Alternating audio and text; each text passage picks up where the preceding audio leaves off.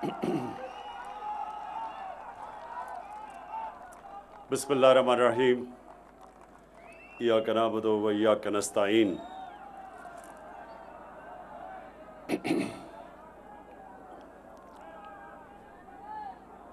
جناب امین اسلم صاحب، سب سے پہلے تو مجھے یہاں آ کے خوشی اس لیے ہوئی کہ نہ تو آپ نے ہمارے 10 ارب یعنی 10 بلین ٹری سونامی کے لیے آپ نے یہ پورا ایریا جس میں 10 لاکھ آپ نے درخت لگانے ہیں اور اس کی شروعات کی، لیکن دوسری چیز مجھے یہ بھی خوشی ہوئی کہ نوجوانوں کے لیے آپ نے سپورٹس کی گراؤنڈ یا کرکٹ کی گراؤنڈز 10 بنانے کا فیصلہ کیا۔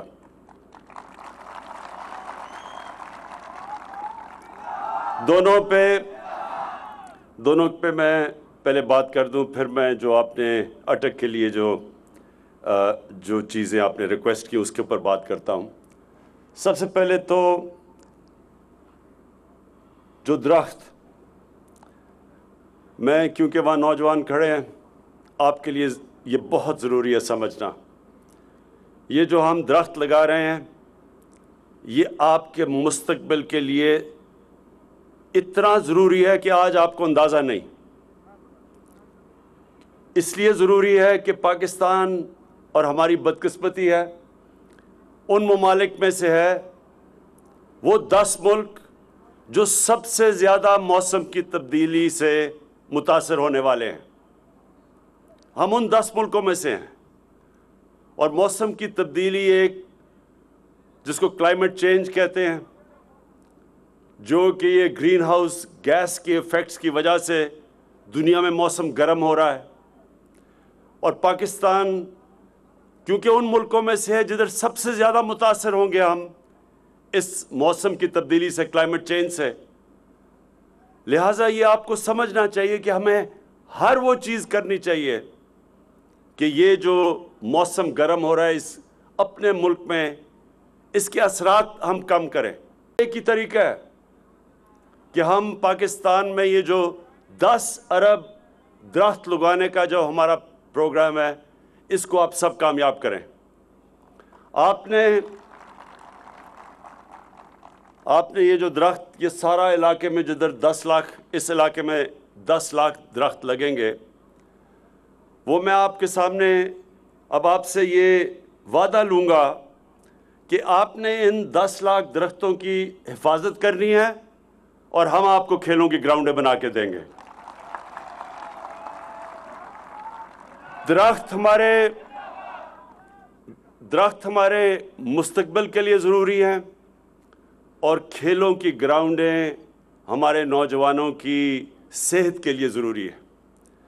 بدقسمتی سے نہ ہم نے اس ملک میں درخت لگائے، 70 سال ہم نے جو انگریز بھی چھوڑ کے گیا تھا جس طرح کے جنگلات، وہ بھی ہم نے ختم کر دیے۔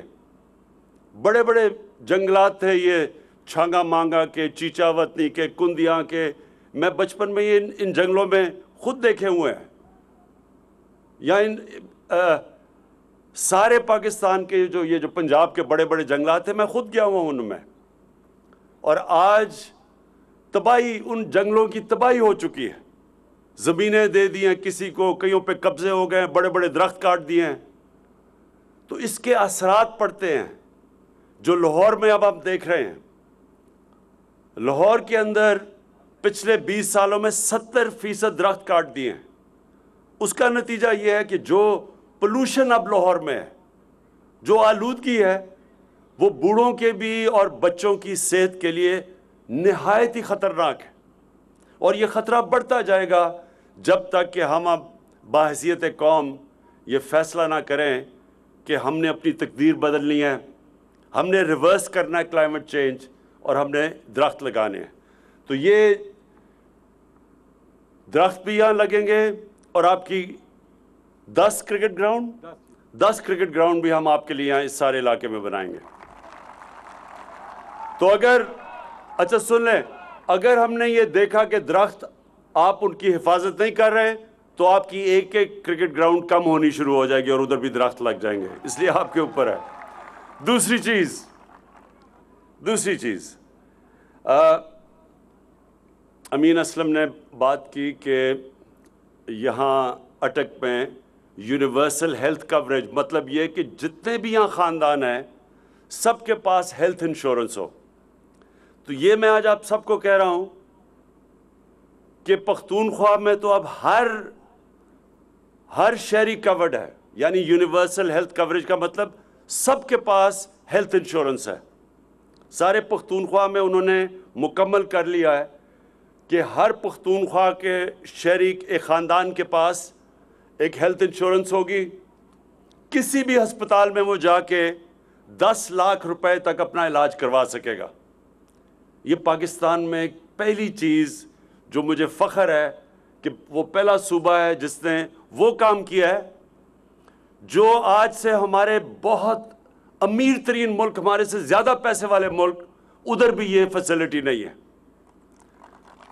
اب پنجاب نے شروع کی یونیورسل ہیلتھ کوریج، اور انشاءاللہ اس سال کے آخر تک سارا پنجاب کور ہو جائے گا ہیلتھ انشورنس سے.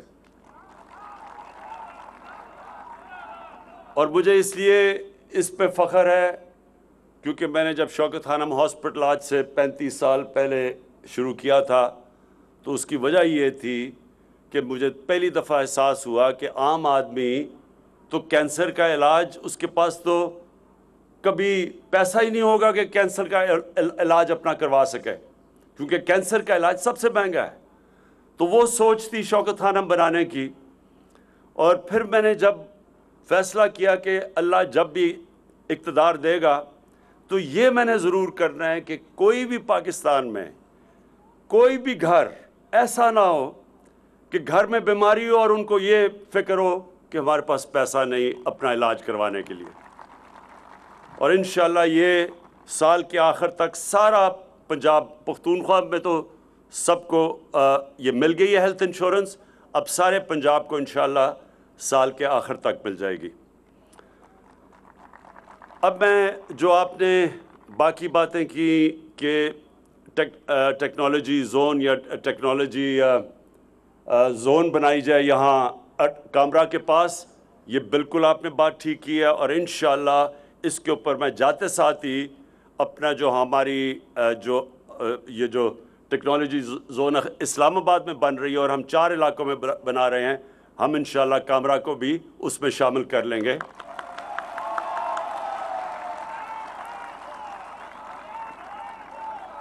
کیونکہ جو آنے والا زمانہ ہے وہ تو بالکل ہی اب ٹیکنالوجی کا زمانہ آ گیا. اور پاکستان نے پہلا جو ٹیکنالوجی کا ویو تھا وہ تو ہم نے مس کر دیا، لیکن اب ہماری پوری کوشش ہے کہ آئی ٹی کا ہم پورا فائدہ اٹھائیں اور یہ جو نئی ٹیکنالوجیز آ رہی ہیں اس میں پوری طرح پاکستان اب شرکت کرے، کیونکہ ہمارے پاس ایک نوجوان آبادی ہے اور سب سے آسان نوکریاں دینا آج کل ٹیکنالوجی کے اندر ہے. تو انشاءاللہ یہ جو آپ نے کہا اس کے اندر امین، میں یہ جاتے ساتھ ہی اس کے اوپر ہم انیشیٹ کریں گے، کیونکہ وہ بڑی اچھی جگہ آپ نے کہا کہ پہلی یونیورسٹی بن رہی ہے ایویشن کی، اسی کے ساتھ پھر ہم ایک ٹیکنالوجی زون بھی بنا دیں گے.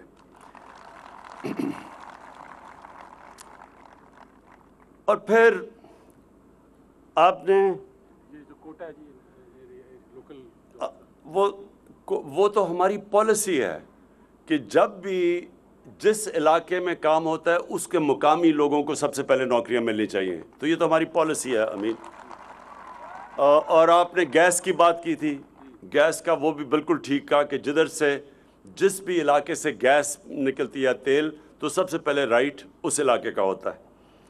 آخر میں دیکھیں، میں یہ جو امین اسلم نے بات کی، یہ بڑا ضروری ہے آپ سب کے لیے سمجھنا کہ اس ملک سے ہو کیا رہا ہے. یہ جو ہمارے 30 سال اس ملک کے بڑے بڑے کرپٹ لوگوں نے، جن ڈاکوؤں نے اس ملک کے اوپر حکومت کی، انہوں نے صرف پیسہ نہیں چوری کیا، انہوں نے ہمارے ملک کی اخلاقیات بھی ساتھ تباہ کر دی. انہوں نے اس طرح کہا ایک ملک میں فضا بنا دی کہ کوئی کرپشن کوئی بری چیز نہیں ہے، کہ انہوں نے میڈیا کے اوپر بھی ایسی، جب میڈیا پہ بھی بیٹھتے تھے، اور کئی میڈیا والے نے بھی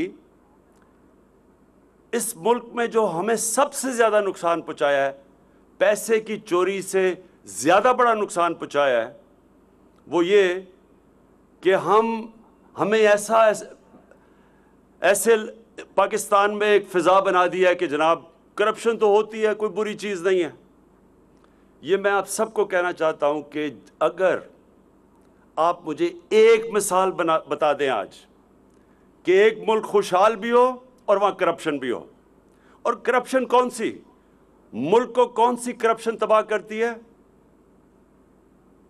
پٹواریوں کی اور تھانے داروں کی، نہیں میں سن رہے ہیں، پٹواریوں کی، تھانے داروں کی، سرکاری نوکروں کی، تنگ کرتی ہیں لوگوں کو، لوگ تنگ ہوتے ہیں رشوت کے، لیکن ملک تباہ نہیں کرتی۔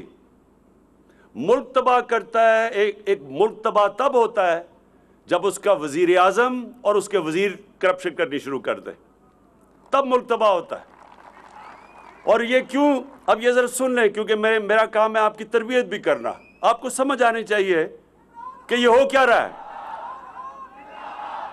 میں جب پرائم منسٹر ہوتے ہوئے جب میں پیسہ چوری کرتا ہوں تو میری مجبوری ہوتی ہے کہ میں وہ پیسہ ملک سے باہر لے کے جاؤں، نہیں تو لوگوں کو نظر آ جائے گا۔ اس لیے میں چوری کرتا ہوں، پہلا نقصان، اس چوری کے پیسے کو جب میں ملک سے باہر بھیجتا ہوں تو میں اس سے بھی بڑا نقصان کرتا ہوں، جس کو منی لانڈرنگ کہتے ہیں۔ اور جب آپ کا پرائم منسٹر شروع ہو جائے چوری کرنے، اور بڑے بڑے اس کے اور اس کے بچوں کے باہر محلات، لنڈن کے سب سے امیر علاقوں میں، اور اس کے وزیر بھی پھر شروع ہو جائیں اقامہ لے کے پیسے باہر نکالنا، تو تب وہ ملک تباہ ہوتا ہے اور مقروض ہوتا ہے، تب اس ملک پہ قرضے چڑھ جاتے ہیں، تب وہ ملک کے اوپر یہ گلوں میں زنجیر پڑ جاتی ہے قرضوں کی، تب اس ملک کو جا کے بھیک مانگنی پڑتی ہے دوسرے ملکوں سے۔ اور کبھی بھی ایک ملک جو قرضوں کے دوسروں سے مانگتا ہے اور جو امداد مانگتا ہے، اس کی دنیا میں عزت نہیں ہوتی۔ تو یہ جو نقصان انہوں نے کروایا، جو ساج سب باہر بیٹھے ہوئے ہیں، بچے بھی باہر ہیں، منشی بھی باہر ہے، داماد بھی باہر ہے، سب باہر، اور سارے ایسے شاہانہ زندگی گزار رہے ہیں۔ میں بھی ان کی ذرا دیکھ رہا تھا، کوئی ان کی وہ ٹی وی پہ آتا ہے کہ اسحاق ڈار، وہ بھی سب سے مہنگی گاڑی رولز رائس بینٹلی، اس کے بچے بھی Rolls Royce Bentley, Nawaz Sharif کے بھی۔ ایسے لگتا ہے کہ یہ پیدا ہی برطانیہ کے بڑے بڑے محلوں میں ہوئے تھے، یہ گوال منڈی میں نہیں پیدا ہوئے تھے۔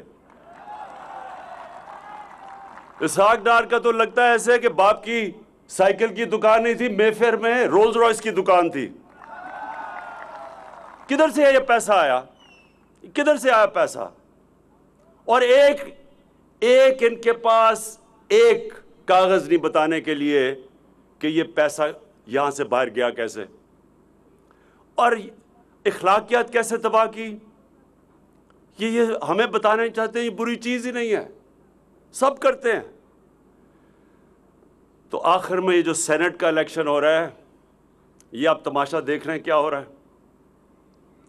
منڈی لگی ہوئی ہے، سیاستدانوں کو خریدنے کے لیے، سینیٹر بننے کے لیے قیمتیں لگی ہوئی ہیں، اور یہ ابھی سے نہیں لگی، یہ 30 سال سے ہمارے ممبرز آف پارلیمنٹ کو خریدتے ہیں۔ سب نہیں بکتے، لیکن کئی بکتے ہیں، اور یہ 30 سال سے ہو رہا ہے، اور پتہ بھی سب کو ہے۔ اور ہم کہہ رہے ہیں کہ جناب یہ آپ ممبر آف پارلیمنٹ جو ایک پارٹی کی ٹکٹ پہ ووٹ لے کے آتا ہے، وہ بتائے کہ کسے ووٹ دے رہا ہے، کس کو وہ سینیٹر کا ووٹ دے رہا ہے۔ یہ ساری جماعتیں جمع ہو کے کہہ رہی ہیں کہ نہیں خفیہ ووٹ دو۔ اب مجھے یہ سمجھائیں کہ آپ ایک وقت پہ تو سب کہتے تھے کہ نہیں جی اوپن بیلٹ ہونی چاہیے، آج آپ کہہ رہے ہیں خفیہ ووٹ دو۔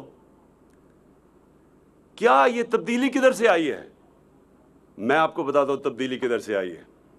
یہ آپ سوچ رہے ہیں کہ نہ یہ ہمیں گرا سکے، پہلے منار پاکستان ادھر بچارے فلاپ ہو گیا، فیٹف کی لیجسلیشن میں بلیک میل کرنے کی کوشش ادھر رہ گئے، کرونا پہ کوشش ان کا خیال تھا کہ ہم گورنمنٹ رہ جائے گی، وہاں اللہ نے کرم کیا ہمارے پہ۔